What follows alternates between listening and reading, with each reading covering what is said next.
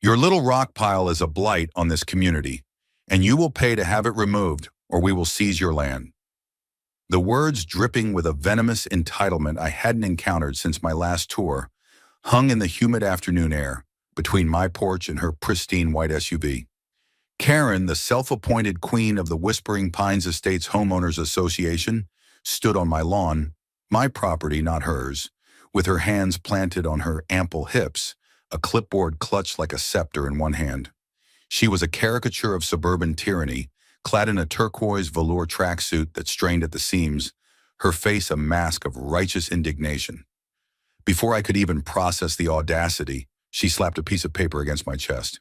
It was a formal notice, a fine for $10,000 for operating an unauthorized commercial quarry, and an additional $5,000 for aesthetic nuisance.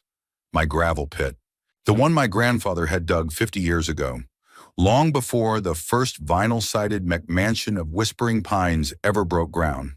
The pit had been dormant for a decade, a quiet, sun-baked hollow on the far edge of my 40 acres, a place I hadn't given a second thought to beyond borrowing a bucket of stone to patch a pothole in my own driveway last fall.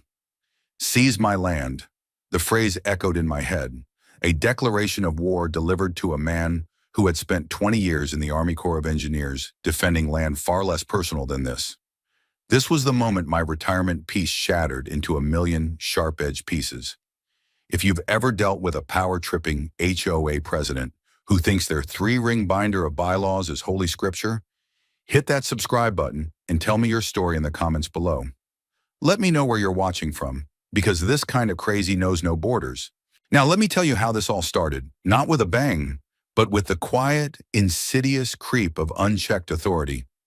I inherited this land from my grandfather, a man who believed property rights were second only to the right to breathe. The farmhouse, the barn, the 40 acres of rolling hills and oak trees, it was a legacy, a sanctuary I dreamed of retiring to during long, dusty deployments. The Whispering Pines development had sprouted up next door about 15 years back, a mushroom bloom of beige houses with identical manicured lawns. My property was never annexed, never incorporated. I was an island, a holdout of old country living bordering their sea of beige conformity. I paid my county taxes, maintained my own road, and minded my own business, which I thought was the cornerstone of the American dream.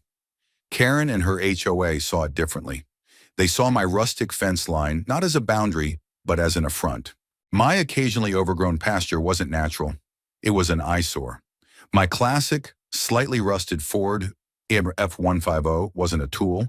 It was an unlicensed salvage yard. For 2 years, I'd weathered a storm of passive-aggressive newsletters and polite but firm letters about things that were, frankly, none of their business. I'd ignored them, confident in my property deeds and the survey maps locked in my safe. But this was a direct assault. A $10,000 fine was absurd, but the threat of a lien, of seizing my land, was a line crossed in blood. I looked down at the paper, then back at Karen's smug face. Her certainty was absolute. She believed she held all the cards. She believed her clipboard gave her dominion over my world. "Karen," I said, my voice dangerously calm, the way it got when things were about to go very, very wrong for someone else. "You are trespassing, and you have made a grave miscalculation." She scoffed, a sound like a tire deflating. "The bylaws are clear, Mr. Henderson. Article 7, Section 4. Unapproved land modifications and commercial enterprises. We have pictures. We have documentation. You can't fight this." She gestured vaguely toward the wooded ridge that separated the main part of my property from the pit. How could they have pictures? The pit was a quarter-mile from the nearest Whispering Pines home, completely obscured by a dense stand of 100-year-old oaks. The only access was a private service road that branched off my main driveway. I folded the fine notice into a neat square and tucked it into my shirt pocket. "You'll be hearing from my lawyer," I said, the classic and often empty response of the cornered. But I wasn't cornered. I was a combat engineer. I didn't get cornered. I set perimeters. I assessed threats. And I planned counteroffensives. As she waddled back to her gas-guzzling chariot, she threw one last threat over her shoulder. "The clock is ticking, Mr. Henderson. 30 days or the lien goes on." The SUV crunched over the gravel at the end of my driveway, my gravel from my land, and sped off, leaving a cloud of dust and arrogance in its wake. I stood on my porch for a long time, the silence of the countryside settling back around me. The $10,000 fine was an annoyance, but the real insult was the principle. She had invaded my sanctuary and threatened to take it. She had mistaken my quiet life for weakness, and in doing so, she had just handed a retired Army engineer a new mission. My first step wasn't to call a lawyer. It was to conduct reconnaissance. I needed to understand the enemy's intelligence, to know what they knew and, more importantly, how they knew it. The first order of business was to inspect the battlefield. I swapped my worn leather slippers for a pair of sturdy work boots, grabbed a heavy-duty flashlight from the mudroom, and headed out toward the old service road. The sun was beginning its slow descent, casting long, distorted shadows across the pasture. The air was thick with the scent of cut grass and impending rain. As I walked, my mind raced, replaying Karen's words. We have pictures, we have documentation. It felt wrong. Trespassing to take pictures seemed bold, even for her. The service road was little more than 2 dirt tracks overgrown with weeds, a path I hadn't used for anything more than a stroll in years. But as I rounded the first bend, I saw it. Fresh tire tracks. Not from my old pickup, but wider, heavier, with a deep commercial tread. They were recent, pressed into the damp earth from a morning shower. My gut tightened. Someone had been back here, and they hadn't used the front gate. I followed the tracks, my engineer's eye noting the displaced soil, the broken twigs, the sheer weight of the vehicle that had made them. These weren't the tracks of a nosy neighbor in an SUV. This was a heavy-duty truck, likely a dump truck. The road wound deeper into the woods, the canopy of leaves overhead creating a dim, green twilight. The tracks continued unabated. I reached the clearing that opened into the gravel pit, and what I saw stopped me dead. The pit wasn't dormant. The quiet, sun-baked hollow I remembered was gone. In its place was a scene of methodical, industrial-scale theft. One entire side of the pit wall, a section rich with the high-quality crushed granite my grandfather used to prize, had been systematically excavated. We were talking hundreds of cubic yards of material. Gone. The ground was scarred with the movements of heavy machinery, the pivot marks of a front-end loader, the deep ruts of loaded trucks turning around. This wasn't a one-time thing. This had been going on for a long time. Anger, cold and sharp, pierced through my initial shock. This wasn't just about a ridiculous fine anymore. This was about theft, pure and simple. They were stealing my land, piece by piece, and then trying to find me for the hole they left behind. The sheer, unmitigated gall of it was breathtaking. I walked the perimeter, my boots crunching on loose stone. I found discarded cigarette butts from a brand I didn't smoke, a faded receipt from a gas station in the next town over, and near the entrance, a fresh, muddy footprint next to the tire tracks, a work boot, size 12 at least. This was my evidence. This was the documentation Karen had boasted about, but she had fundamentally misunderstood its meaning. She thought it was proof of my violation. In reality, it was proof of her crime. I stood in the middle of the excavated pit, the silence broken only by the chirping of crickets. The scale of the operation suggested a coordinated effort. This wasn't a couple of guys with shovels. This was a professional job. And professional jobs cost money and leave a paper trail. My mission parameters were becoming clearer.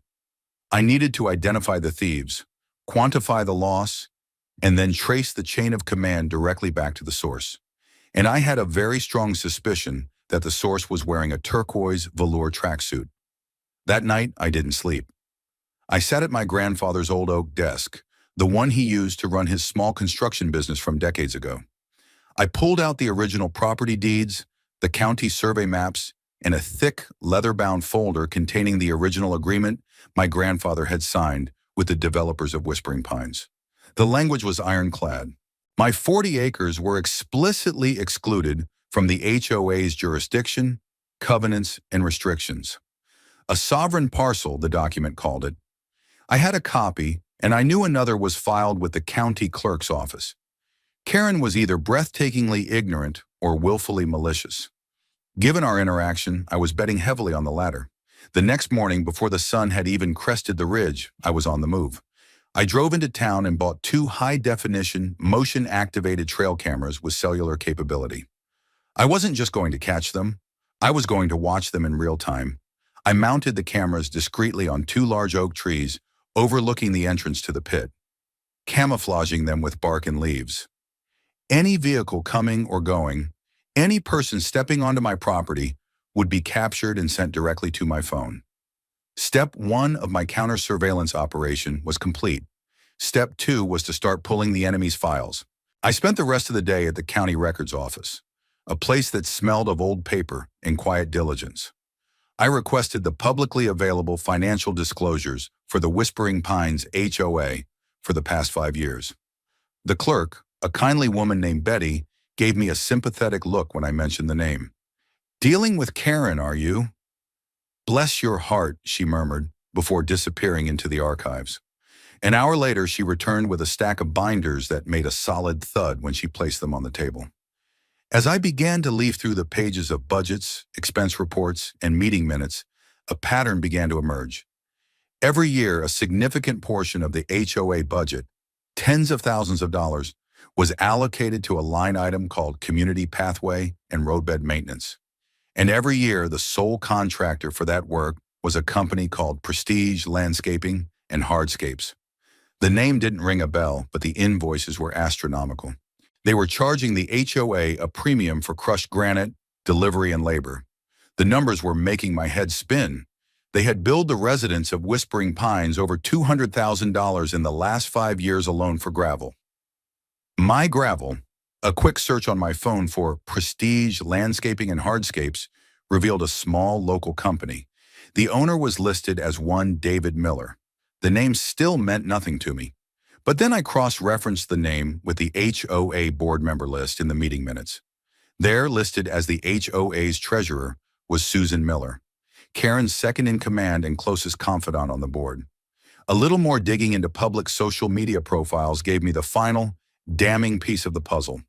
David Miller was Susan Miller's brother. Prestige Landscaping was a family affair. The picture was now crystal clear. This wasn't just theft. It was a conspiracy. Karen and her cronies were using my property as their private free quarry. David's company would excavate my gravel, sell it to the HOA at an inflated price, and Susan, as treasurer, would approve the payments. They were double-dipping, stealing my assets while fleecing their own neighbors. And the fine against me? It was a brilliantly cynical move. They were creating a paper trail to justify shutting down the pit, likely because they were afraid of being discovered. By fining me for the very activity they were committing, they could play the heroes protecting the community from an illegal quarry while simultaneously eliminating the evidence of their long-running scam. They thought they were clever. They thought they were untouchable. They had no idea they were dealing with a man who had spent his entire career breaking down complex enemy fortifications, one brick at a time, and I had just found the keystone to their entire corrupt structure. The first ping from the trail cam came 3 days later, just after dawn. My phone buzzed on the nightstand with an alert. Motion detected. Pit cam 1. I sat up, my heart thumping a steady, controlled rhythm. I opened the app, and there it was, a crystal-clear image of a large red dump truck, the Prestige Landscaping and Hardscapes logo emblazoned on its door, rumbling down my service road. A few seconds later, a second image came through. A man in his late 40s with a thick mustache and a gut that strained the fabric of his fluorescent yellow work shirt climbed out of the cab. David Miller, I presumed. The camera captured his face perfectly as he surveyed the pit, a look of casual ownership on his features. He wasn't just a thief, he was a comfortable one. For the next 2 hours, my phone buzzed with updates. A front-end loader, delivered on a flatbed, was unloaded. The methodical scooping and dumping began, load after load of my granite being piled into the back of the dump truck. I watched it all from my kitchen table, sipping my coffee, a cold fury solidifying into a concrete plan. I saved every image, every short video clip, logging the date and time. This wasn't just evidence anymore. It was a narrative, a story of a crime in progress, and I would be the one to tell it. My next step was to quantify the damage, I couldn't just say they took a lot of gravel. I needed numbers. Hard, indisputable numbers that would hold up in a court of law and, more importantly, in the court of public opinion within Whispering Pines. I made a call to an old friend from my Army days, a man named Tom Reynolds. Tom was a geotechnical engineer, a wizard with topographical surveys and material analysis. He'd retired a few years before me and now ran a successful consulting firm. "Jack, you old dog," he boomed over the phone. "Don't tell me you finally decided to build that ridiculous suspension bridge over your creek." I laughed. "Something like that, Tom. I need a full topo survey of a piece of my land, specifically an old gravel pit. And I need it compared against the original county survey maps from about 15 years ago. I need to know exactly how much material has been removed, down to the cubic yard." There was a pause. "This sounds less like a hobby and more like a lawsuit, Jack." "Let's just say I'm conducting a thorough after-action review," I replied. Tom understood. "I'll be there Friday. Bring the good whiskey." While I waited for Tom, I began the next phase of my operation, building alliances. I couldn't fight this alone. To truly dismantle Karen's regime, I needed the support of the very people she was fleecing. This was the most delicate part of the plan. I couldn't just march in with accusations. I needed to plant seeds of doubt, to find others who had been wronged and were ready for a change. I started with my immediate neighbor to the east, a quiet accountant named Arthur Penhaligon. Arthur was a meticulous, numbers-oriented man who had received a violation notice a few months back because his garden gnome was, according to Karen, 2 inches over the maximum allowable height for whimsical lawn decor. I found him trimming his hedges with a pair of shears and a level. "Arthur," I began, "I got a rather interesting notice from the HOA the other day." He sighed, not looking up from his work. "Let me guess. The color of your mailbox is not on the approved palette of suburban surrender?" I smiled. "Worse, a $10,000 fine for my gravel pit." Arthur stopped trimming. He slowly turned, his eyes wide. "The one that's been there since before any of us lived here? On what grounds?" "Unauthorized commercial operation," I said, letting the absurdity of it hang in the air. I then lowered my voice. "But the strange thing is, Arthur, I think someone is operating it. Commercially." I showed him the pictures from my trail cam on my phone. I saw the shift in his expression from weary resignation to focused anger. As an accountant, he immediately understood the implications. "They're stealing from you," he whispered, his eyes glued to the Prestige landscaping logo. "No, Arthur," I corrected him gently. "They're stealing from me, and they're making you pay for it." I explained my findings from the county records office, the inflated invoices, the family connection between the contractor and the HOA treasurer. Arthur's face hardened. The numbers man in him was deeply offended by the sheer fraudulent inefficiency of it all. "The financial statement," he said, his mind already working. "They're public record, but the detailed transaction logs are only available to homeowners upon request." She's always stonewalled any requests for that level of detail, citing privacy concerns. "But if we make a formal group request?" I knew I had my first ally. "I need to see the full, unredacted books, Arthur. I need to match their expenditures to the dates and times of the theft." "Consider it done," he said, a glint in his eye I hadn't seen before. He was no longer just a man with a non-compliant garden gnome. He was a man on a mission. My next visit was to Marcus Thorne, a retired police detective who lived 3 streets over. Marcus was a no-nonsense guy who spent most of his days woodworking in his garage. He'd had his own run-in with Karen over the location of his trash cans. I found him sanding a beautiful oak cabinet. I laid out the same story, this time emphasizing the criminal aspects, the trespassing, the theft, the conspiracy to defraud. Marcus listened patiently, his hands never ceasing their steady rhythmic work. When I was finished, he switched off the sander, filling the garage with a sudden, heavy silence. He wiped his hands on a rag and looked me square in the eye. "You've got photos, you've got a potential paper trail. That's a good start," he said, his detective's mind dissecting the case. "But their defense will be that they had an agreement with you, a handshake deal. It'll be your word against theirs." "There was no deal," I said firmly. "Then we need to prove it. We need to establish a pattern of behavior. Karen's been running this place like her personal fiefdom for years. People are scared of her. We need to find others who are willing to speak up, Not just about this, but about everything. The bogus fines, the selective enforcement, the intimidation. He was right. This had to be bigger than just my gravel. It had to be about a systemic abuse of power. What do you suggest? I asked. Marcus allowed a small, grim smile. We start a petition, not to remove her, not yet.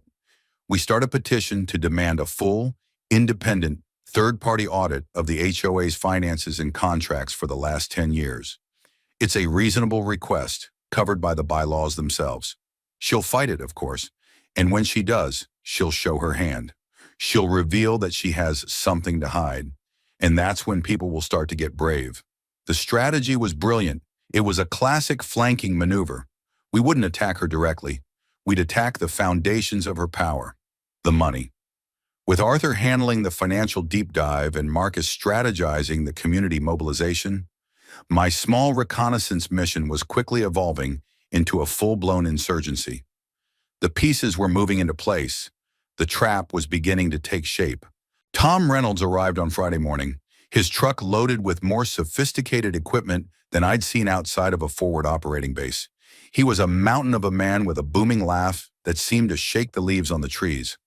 We spent the morning walking the property, Tom taking measurements with a laser transit and a GPS rover, while I laid out the full story. He shook his head in disbelief, a low whistle escaping his lips as he stood on the edge of the excavated pit. "Jack, this is grand larceny on an industrial scale," he said, his voice losing its usual jovial tone. "They haven't just been dipping a bucket in here, they've been running a full-blown mining operation." He spent the rest of the day collecting data, his movements precise and efficient.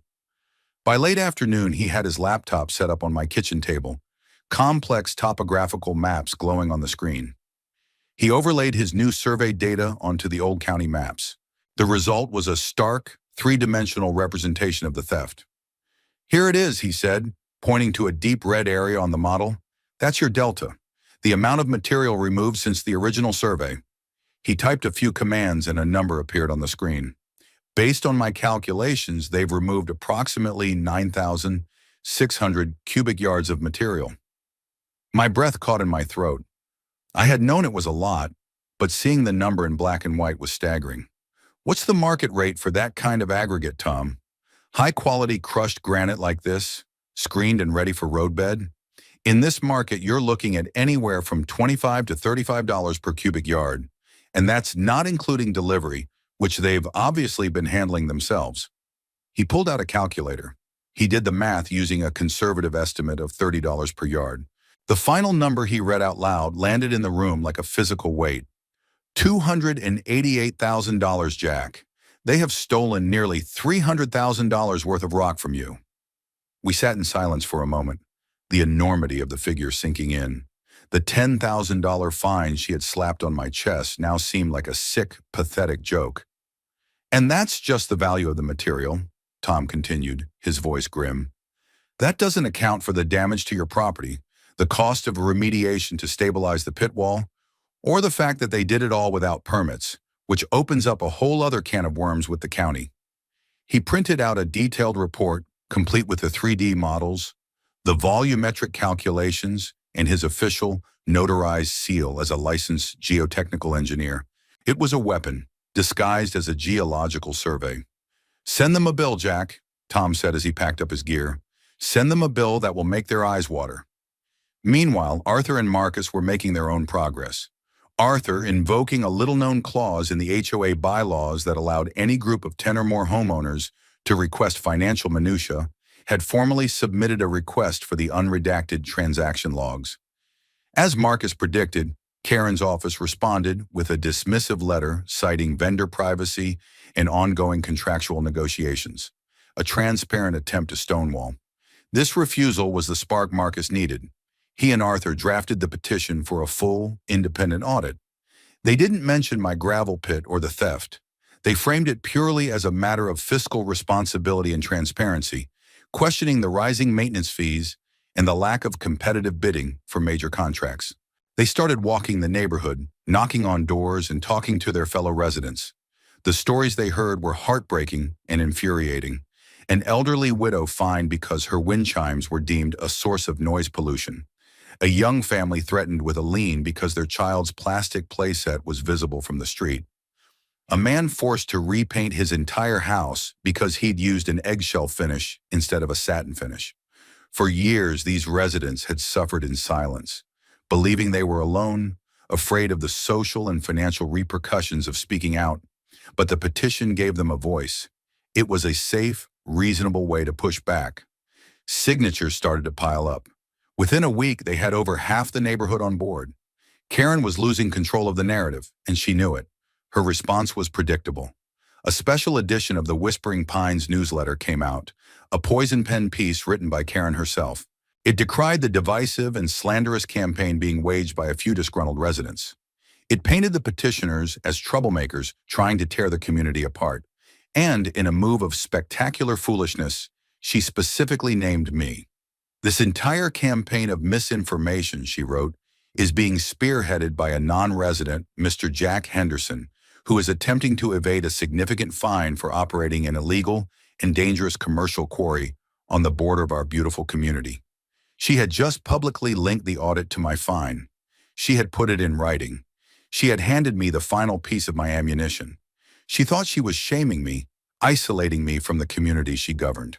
Instead, she had just made my private war a public spectacle and invited the entire neighborhood to watch.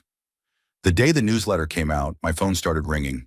It was residents of Whispering Pines, people I'd never met, offering their support, sharing their own horror stories about Karen. Marcus and Arthur's petition had cracked the dam of fear, and Karen's letter had just blown it wide open. The community was waking up. It was time to prepare for the final confrontation. I took Tom's report, the trail cam footage, the HOA financial records Arthur had managed to get, and the stack of sworn affidavits from other residents that Marcus had collected, and I paid a visit to a lawyer. Not just any lawyer, but a man named Ben Carter, a retired JAG officer I'd served with, who now ran a practice specializing in property law, and, as he liked to call it, disputes with aggressively mismanaged homeowner associations. Ben listened to the entire story, his face impassive as he reviewed the mountain of evidence I spread across his conference table. When I was finished, he leaned back in his leather chair and let out a long, slow whistle. "Jack," he said, a predatory grin spreading across his face, "this isn't a case. This is a public execution. We're not just going to get the fine dismissed. We're going to dismantle this entire corrupt enterprise and get you paid for every last pebble they stole." Over the next few days, we crafted our masterstroke. It was a multi-pronged legal assault. First, a cease and desist letter to Prestige Landscaping, demanding they never set foot on my property again. Second, a formal response to the HOA, not just disputing the fine, but putting them on notice of a forthcoming lawsuit for trespassing, theft, and damages. And third, the pièce de résistance, a formal, legally binding invoice. Using Tom's report, we calculated the value of the stolen gravel at the highest market rate, added interest calculated over an estimated 12 years of theft, plus penalties, plus the estimated cost of remediation. The final amount was breathtaking, $412,550. We would serve this invoice not in the mail, but in person at the next HOA meeting. The meeting was scheduled in 1 week's time. It was an emergency meeting called by Karen herself, the stated purpose being to address the malicious petition and reaffirm the board's authority. It was the perfect stage. She was gathering all of her victims and all of her enablers in one room. She intended it to be a show of force, a public shaming of the dissenters. She had no idea she had just set the stage for her own downfall. The night of the HOA meeting, the community hall was packed. It felt less like a neighborhood gathering and more like a town preparing for a revolution. The air was thick with tension and the smell of stale coffee. Karen and her board, including Susan Miller, the treasurer, sat at a long table at the front of the room, looking down at the assembled homeowners with expressions of stern disapproval. Karen, dressed in a power-red pantsuit that did little to flatter her, banged a gavel to bring the room to a semblance of order. "As you all know," she began, her voice resonating with false sincerity, "we are here tonight to discuss a serious threat to the harmony and integrity of our community." She launched into a prepared speech, a rambling tirade about the importance of rules, the dangers of dissent, and the ungrateful few who sought to undermine the hard work of the board.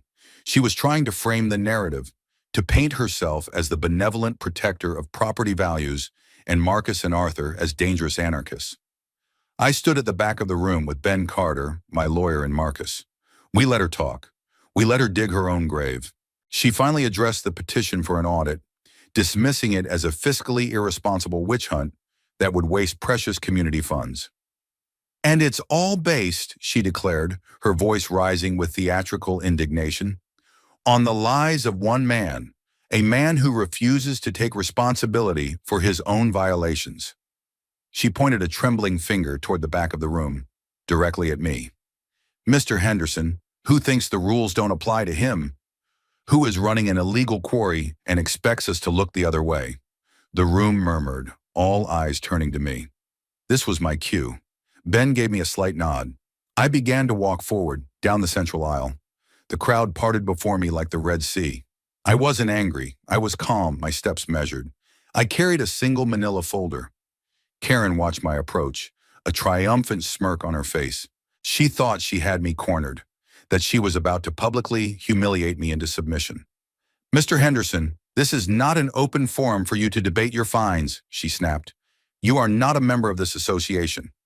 You're right, Karen, I'm not, I said, my voice clear and steady, easily carrying through the hushed room. And you're right that I'm not here to debate my fine. I'm here to collect a debt. I reached the front table and placed the manila folder down in front of her. That is an invoice, I said, for $412,550.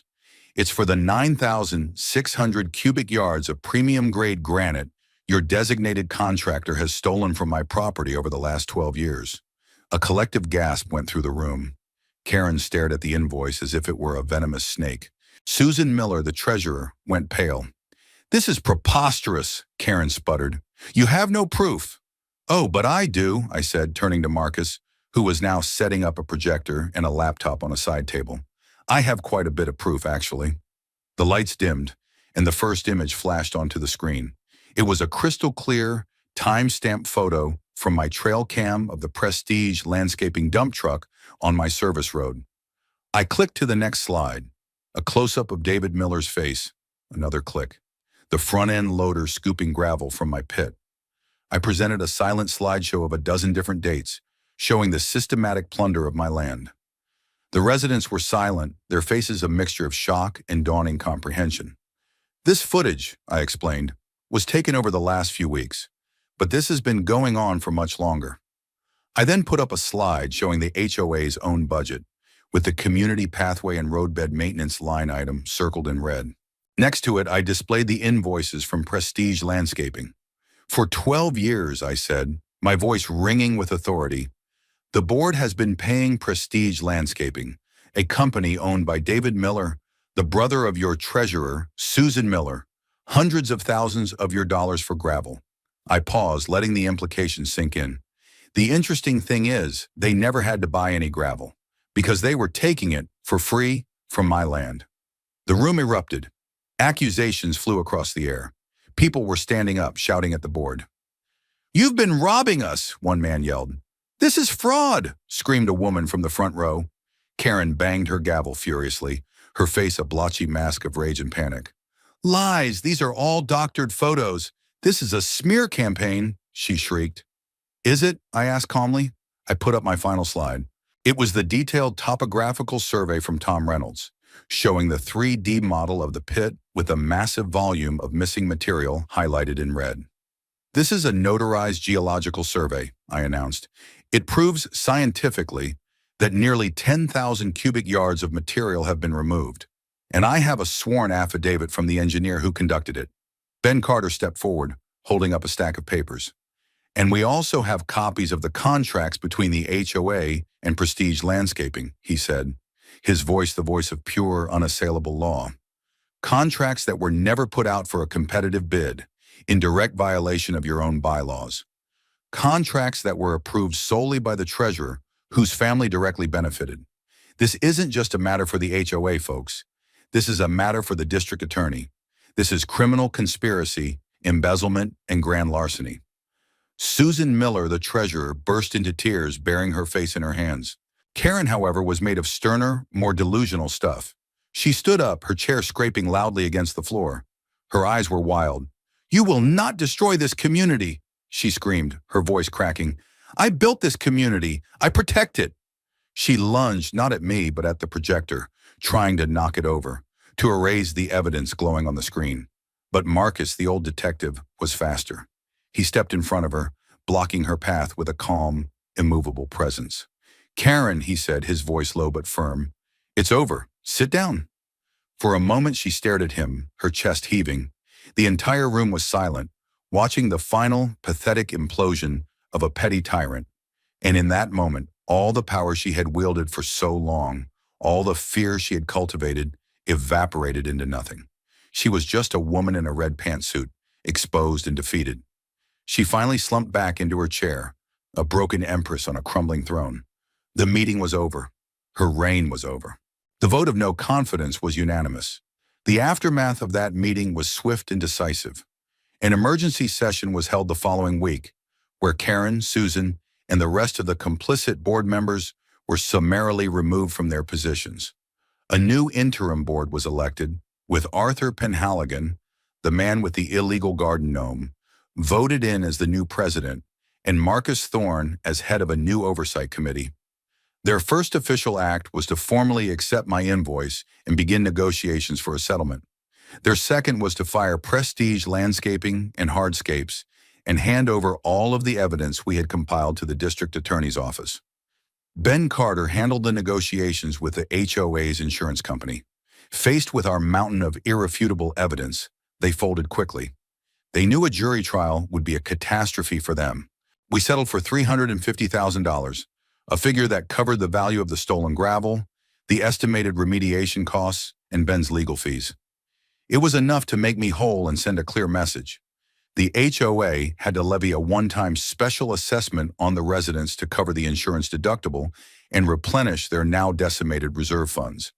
But to my surprise, there was no outrage. The residents of Whispering Pines paid it willingly. They saw it not as a punishment, but as the cost of liberation, the price of cleaning house, and taking back their community from the corrupt regime that had ruled it for so long. The criminal investigation, meanwhile, moved forward with grim efficiency. Armed with our documentation and a dozen sworn testimonies from residents, the DA had an open and shut case. Karen, Susan, and David Miller were all charged with multiple felonies, including embezzlement, wire fraud, and grand larceny. The last I heard, their trials were pending, and their lawyers were desperately trying to negotiate plea bargains. The local news ran a story on it, a small piece about an HOA scandal, but they only scratched the surface. They didn't capture the years of petty tyranny, the fear, or the quiet courage of people like Arthur and Marcus, who finally decided to stand up and say enough. A few months later, on a crisp autumn afternoon, Arthur came to my house. He was a changed man. The weary resignation was gone, replaced by a confident, steady gaze. He was no longer just an accountant. He was a community leader. He carried a bottle of good single malt scotch. "A thank you gift," he said, handing it to me, "from the neighborhood." We sat on my porch, the same porch where Karen had delivered her declaration of war, and we watched the sun set over the rolling hills. "We dissolved most of the old rules," Arthur told me. "The Architectural Review Committee is gone. We trust people to have good taste. If they want a purple door or a garden gnome, who are we to stop them? Our only focus now is maintaining the common areas and making sure the books are balanced and transparent." He told me about the changes. The community was coming alive. People were talking to each other again. There were block parties and neighborhood cleanup days. The oppressive atmosphere of suspicion and judgment had lifted, replaced by a genuine sense of community. The $10,000 fine notice was framed and hanging in my workshop, a reminder that sometimes the greatest threats come in the most mundane packages. The gravel pit, the source of all the conflict, was now quiet. I had used a portion of the settlement money to hire a reputable contractor, one who gave me a fair price and did the work properly, to remediate the site. We regraded the slopes, stabilized the walls, and lined the bottom. Next spring, I planned to let it fill with water and become a natural pond, a place for wildlife, a place of peace. I had turned a scar on my land into a source of new life. As Arthur and I clinked our glasses together, I looked out over my 40 acres, my sanctuary. It had been threatened, invaded, and plundered, but in defending it, something unexpected had happened. I hadn't just protected my own property, I had helped a whole community reclaim theirs. They had been living under a tyranny they thought was unbreakable, until someone from the outside showed them that the Empress had no clothes. Karen had made a grave miscalculation. She thought my land was just a resource to be exploited. She failed to understand that for me it was a legacy.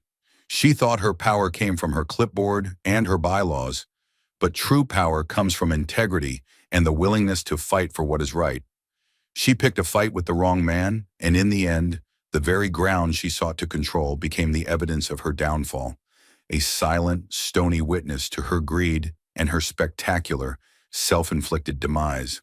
The peace I had retired to was different now. It was no longer a passive, quiet solitude. It was an earned peace, forged in conflict and tempered by a fight for justice, a peace that was deeper and more meaningful than anything I had known before. The seasons turned. Winter laid a quiet blanket of snow over the land, and the new pond froze into a sheet of gray glass. The news of Karen's downfall became old news, then just a local legend whispered at neighborhood barbecues. The legal system ground on, and eventually word came down that Karen and her brother-in-law David had taken plea deals to avoid a lengthy trial. They received probation, community service, and were ordered to pay a hefty restitution to the HOA, money the new board immediately put into a fund for community improvement projects. Susan Miller, the treasurer, had cooperated fully with the prosecution and received a lesser sentence, disappearing from the community in shame. It was a quiet end to a loud war, but justice, in its slow, bureaucratic way, had been served. The real victory, however, wasn't in the courtroom. It was on the streets of Whispering Pines. The changes Arthur had initiated took root and blossomed. The oppressive beige conformity began to give way to individual expression. A bright yellow front door appeared here, a whimsical metal sculpture of a heron there. The community garden, long neglected under Karen's rule because it was untidy, was now thriving, a riot of tomatoes, zucchini, and shared effort. People were no longer afraid of a violation notice appearing on their door. They were neighbors again. I found myself becoming an unlikely part of that community. I was still the guy on the sovereign parcel up the hill, but I was no longer an outsider. I was Jack, the guy who took down Karen. People would wave as they drove by my property. I'd get invited to those neighborhood barbecues where I'd share a beer with Marcus and listen to Arthur talk excitedly about the new cost-effective LED streetlights they were installing. One Saturday, a group of volunteers from the neighborhood, led by Marcus, showed up at my property with shovels and saplings. We took up a collection, Marcus said a bit awkwardly. We figured your land took the brunt of the damage. We wanted to help you heal it. They spent the entire day helping me plant dozens of young oak and maple trees around the new pond, their laughter echoing in the once scarred pit. As we worked, I realized the full scope of what had happened. Karen's greed had created a wound, not just on my land, but in the heart of her community. And by exposing it, by fighting back, we had all been given a chance to heal together. My battle had become their battle, and my victory had become theirs as well. The pond, as it filled that spring, became a symbol of this transformation. It was a place of quiet beauty where once there had been theft and ugliness. Deer came to drink at its edges in the morning mist, and ducks took up residence among the newly planted reeds. It was no longer just my pond. It felt like it belonged to everyone, a testament to the restoration of both land and community. I never saw Karen again. I heard she and her husband sold their house at a loss and moved 2 states away. There was a certain irony in that. The woman who had obsessed over protecting property values had single-handedly caused her own to plummet. She had wielded the threat of a lien as her ultimate weapon, and in the end, she was the one forced to flee, her reputation in tatters, her power a bitter memory. My life settled into a new rhythm. The quiet of retirement returned, but it was a richer, more connected quiet. I had my sanctuary back, but it no longer felt like an isolated fortress. It felt like a part of something larger, a piece of a landscape that included the newly vibrant community next door. Sometimes I'd walk down to the edge of the pond in the evening, the scotch Arthur had given me in hand, and look out over the water. I'd think about the long chain of events that had started with a single arrogant threat on my porch. It was a reminder that you can't always choose your battles, but you can always choose how you fight them. I had fought mine with reconnaissance, strategy, and alliances, just as I had been trained to do. But I had won because of a simple, unshakable truth. The ground beneath our feet is more than just dirt and rock. It's our history, our legacy, and our home. And it is always, always worth fighting for. The final piece of the story came a year later. I received a formal letter from the Whispering Pines HOA. My heart skipped a beat, a phantom echo of the old conflict. I opened it with trepidation. It was a deed of release, a legal document formally and forever relinquishing any and all claims, real or imagined, that the HOA might ever have over my 40-acre parcel. It was Arthur's way of closing the book for good, of ensuring that no future Karen could ever try the same thing again. Tucked inside was a handwritten note. Jack, it read, thanks for everything. The first annual Whispering Pines Good Riddance to Karen picnic is by the pond next Saturday. Your pond. You're bringing the potato salad. I smiled. The war was well and truly over. Peace had been declared, and it tasted surprisingly like potato salad. The day of the picnic was warm and brilliant, one of those perfect late spring days that feels like a gift. The area around the pond, once a gouged-out wound of raw earth and truck tracks, was now lush with new grass. The saplings we had planted were taking hold, their leaves a vibrant green against the deep blue of the water. Dozens of families from Whispering Pines were spread out on blankets, their kids chasing dragonflies at the water's edge, their laughter carrying on the breeze. It was a scene I could never have imagined just a year and a half earlier. I walked down from the farmhouse carrying a ridiculously large bowl of my mother's famous potato salad, feeling a little out of place but welcomed by a chorus of friendly greetings. Marcus, manning a massive grill loaded with burgers and hot dogs, gave me a thumbs up. Arthur, looking less like an accountant and more like a mayor, came over to shake my hand. Look at this, he said, gesturing to the crowd. This is what a community is supposed to be. He was right. There was no tension, no fear of being judged for the wrong color of lawn chair or an unapproved brand of ketchup. There was just peace. People were connecting, sharing food, and enjoying the beautiful space they now felt a part of. A little girl, no older than 7, ran up to me holding a small, smooth gray stone. Is this your rock? She asked with the solemn gravity of childhood. I looked at the stone. It was a piece of granite, weathered and worn, likely from the edge of the pond. It was one of millions just like it that made up this land. Yes, I said to her. It is, but you can borrow it. She smiled, clutched the rock in her fist as if it were a priceless treasure, and ran back to her parents. That small interaction struck me profoundly. For so long, that rock, and all the rock like it, had been a source of conflict, an object of theft and greed. It had been quantified, monetized, and weaponized. But to this little girl, it was just a beautiful stone. She had reminded me of what it was before all of this began. Just a piece of the earth, a part of my home. The story of the great HOA takedown had, as I suspected, become the founding myth of the new Whispering Pines. I overheard snippets of it as I walked through the crowd, the details already getting grander and more epic with each retelling. In one version, I was a retired general who had called in an airstrike on Karen's prize-winning rose bushes. In another, I had wrestled David Miller to the ground myself. I didn't bother to correct them. Every community needs its stories, and if my quiet, methodical campaign of paperwork and surveillance had to be transformed into a heroic legend to cement their newfound freedom, so be it. Later in the afternoon, as things were winding down, Arthur and Marcus and I found ourselves sitting in a set of Adirondack chairs by the water's edge. We were 3 very different men who had been thrown together by circumstance, the soldier, the accountant, and the cop. We had formed an unlikely but effective command team. You know, Marcus said, looking out at the pond, The funniest part of all this is that Karen was right about one thing.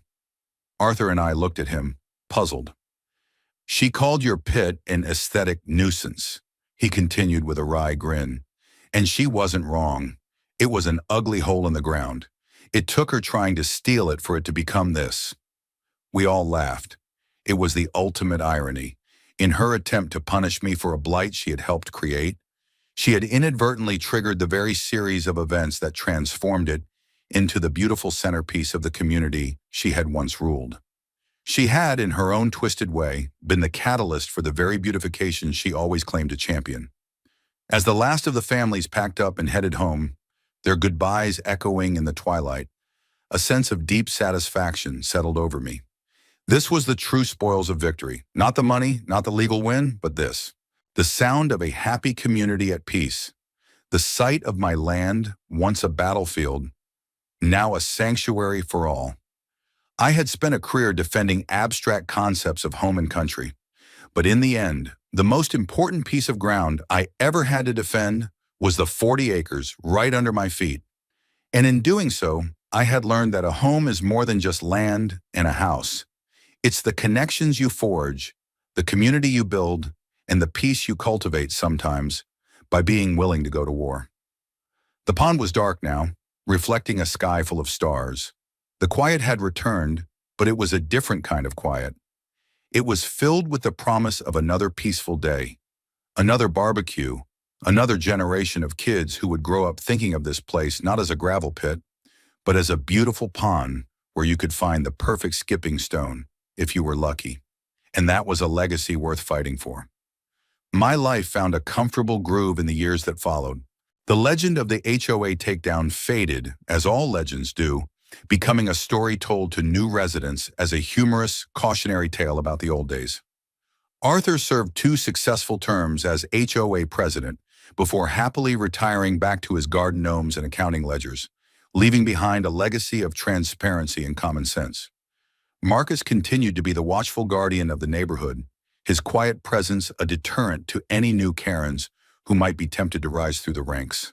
The pond thrived.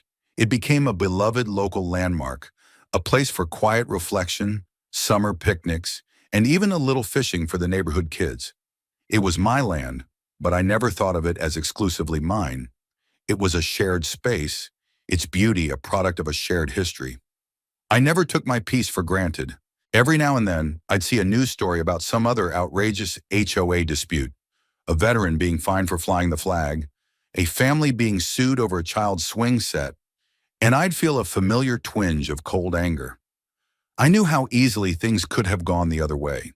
If I hadn't been a trained engineer, if I hadn't had friends like Tom, Arthur, and Marcus, if I hadn't had the resources and the stubborn refusal to be bullied, the story could have ended very differently. It was a sobering reminder that justice isn't a given. It has to be fought for, often against ridiculous odds. One crisp autumn day, about 5 years after the picnic, I was out clearing some brush near the old service road when a dusty sedan I didn't recognize pulled up my driveway. A young woman got out, looking hesitant. She was holding a familiar-looking manila folder. "Mr. Henderson," she asked, "I'm sorry to bother you. My name is Sarah. I live over in the new development on the other side of the county, Oakmont Creek." I nodded, inviting her up to the porch. "What can I do for you?" She sat down, her hands trembling slightly as she opened the folder. Inside were HOA violation notices, fines, and threatening letters, all printed on the same kind of self-important letterhead I remembered so well. "They're trying to force my dad to tear down a workshop he built," she explained, her voice thick with frustration. "He's a retired veteran, a carpenter.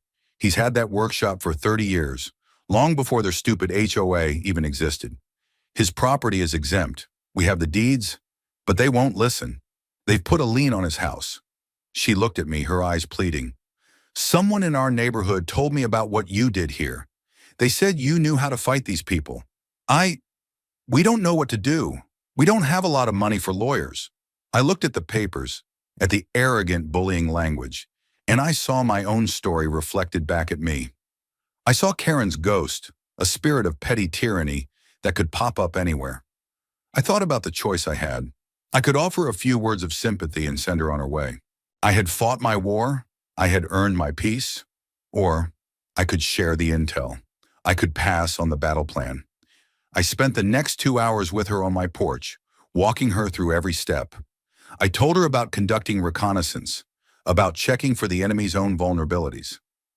I told her to go to the county records office, to pull their financials, to scrutinize their contracts. I told her to look for the self-dealing, the family connections, the inflated invoices, because the greed that drove Karen was rarely unique. I explained how to build alliances, how to find other victims and unite them with a single, reasonable demand, like a petition for an audit. I gave her the name of Ben Carter, my lawyer, and told her to mention my name. As she left, a look of renewed hope on her face, I realized my mission hadn't ended when Karen was deposed. It had just entered a new phase. My experience wasn't just my own story, it was a blueprint. It was a set of tactics that could be used by anyone else facing a similar injustice. My 40 acres were no longer just a sanctuary, they were a training ground. The war against petty tyranny is never truly over. It's fought on countless fronts, in suburban cul-de-sacs and rural backroads, by ordinary people who just want to be left alone to live their lives in peace. And sometimes all they need is a good story, a solid plan, and the knowledge that they are not fighting alone. The sun was setting, casting a warm, golden light across the pond.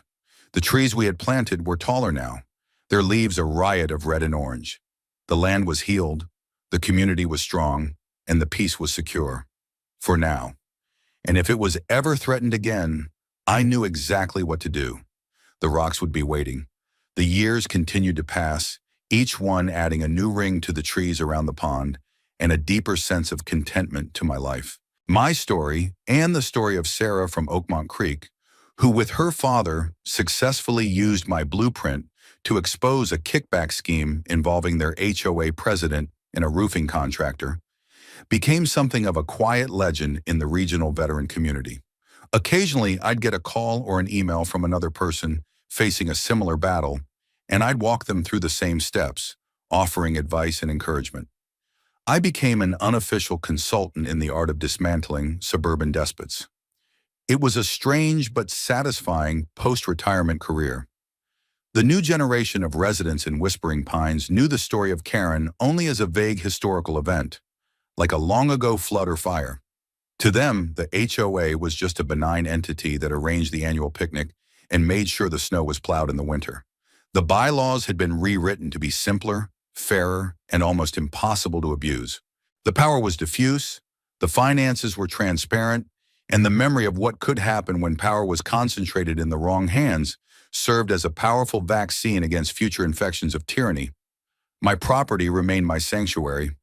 I spent my days woodworking, fishing in the pond, and walking the wooded trails. The physical scars on the land had long since vanished, replaced by the gentle contours of a thriving ecosystem. But the lessons from that conflict had become a permanent part of the landscape of my mind. It taught me that the front lines of freedom are not always in some faraway desert. Sometimes they are on your own front lawn. It taught me that weapons are not always made of steel. Sometimes they are made of public records, geological surveys, and the collective courage of fed-up neighbors. And it taught me that victory is not always about defeating an enemy. It is about building something better in the space they leave behind. One afternoon, while sorting through some old boxes in my grandfather's barn, I found a small, dusty ledger. Inside, in his neat, methodical script, were records from the 1960s and 70s, detailing the sales of gravel from his pit. He had sold it to the county to build the very roads we all still drove on, to local farmers to pave their driveways, and to the construction company that built the town's first elementary school. He had meticulously noted every load, every payment, every handshake deal. My gravel pit hadn't been a nuisance. It had been a cornerstone of the community's foundation. It had helped build this place. Karen had never understood that. She saw only a resource to be plundered, a violation to be punished. She had no sense of history, no respect for the legacy of the land she presumed to rule. She was, in the end, just a transient, a temporary steward who had abused her power and been washed away by the very community she held in contempt. The land, however, remained. The rocks, ancient and patient, remained. They had been here long before Whispering Pines, and they would be here long after its last vinyl-sided house had crumbled to dust. Standing there in the dusty barn, holding my grandfather's legacy in my hands, I felt a profound connection to the past and a deep sense of responsibility for the future. I had not just been defending my property, I had been defending his memory and the simple, honest way he had lived his life. The story had come full circle. The gravel that had built the community had, in a strange way, been the catalyst for rebuilding it, for purging the corruption and restoring the trust that had been broken. It was a quiet, poetic justice that Karen, in her blind arrogance, could never have appreciated. I closed the ledger and placed it on a shelf, a piece of history preserved. Outside, the sun was beginning to set, painting the sky in hues of orange and purple. The lights of Whispering Pines began to twinkle on in the valley below. It was peaceful, it was home, and it was safe, not because the threat of tyranny was gone forever, but because we now knew, together, how to face it. We had a map, we had a plan, and we had the unshakable knowledge that when a community stands together, no bully, no matter how powerful they seem, can ever truly win. The fight had been worth it. The peace was real. And the potato salad was, as always, excellent. The final chapter of this saga didn't come with a bang or a lawsuit, but with a quiet visit one rainy Tuesday. An expensive-looking car, not the kind usually seen in Whispering Pines, pulled slowly up my drive. A man in a tailored suit, looking profoundly out of place, stepped out holding a large umbrella. He introduced himself as an attorney representing the estate of Karen's late husband. Karen, he informed me, had passed away a few months prior from a sudden illness. Her husband, a quiet man I barely remembered, had followed shortly after, some said from a broken heart, others from the simple relief of it all being over. The lawyer explained that Karen's husband had amended his will shortly before his death. He had felt a deep sense of shame over what his wife had done, not just to me, but to the entire community. He had lived out his final years as a pariah in their new town, the story of their disgrace having followed them. In his will, he had left a significant charitable donation to be made to a community organization in Whispering Pines as a form of posthumous apology. The only problem was, Whispering Pines didn't really have any community organizations. The new lean HOA barely qualified. The lawyer, as the executor, was at a loss. He had tracked me down, hoping I might have an idea. He wanted the money to go towards something that would undo the damage she did, the lawyer said, something that would foster the community she tried to control. We stood on my porch watching the rain fall on the pond. An idea began to form, a final, perfect piece of irony to close the story forever. I told the lawyer about the pond, about how it had been the source of the conflict and was now the heart of the community. I suggested that the money be used to establish a small trust managed by the HOA called the Whispering Pines Community and Land Preservation Fund. Its purpose would be to maintain the common areas, the parklands, and the pond in perpetuity. It would also fund community building events like the annual picnic. The lawyer loved it. It was exactly the kind of restorative justice Karen's husband had been hoping for, and so it was done. A few months later, a small, tasteful bronze plaque was installed on a large boulder near the picnic area by the pond. It didn't mention Karen's name. It simply read, "This parkland is preserved for the enjoyment of all residents by the Whispering Pines Community and Land Preservation Fund. May this place always be a testament to the power of community and the endurance of the land." Karen's ill-gotten gains, filtered through the guilt of her husband, were now being used to forever protect the very place she had tried to exploit. Her legacy, twisted by fate, was to fund the symbol of her own defeat. It was a quiet, subtle, and devastatingly complete victory.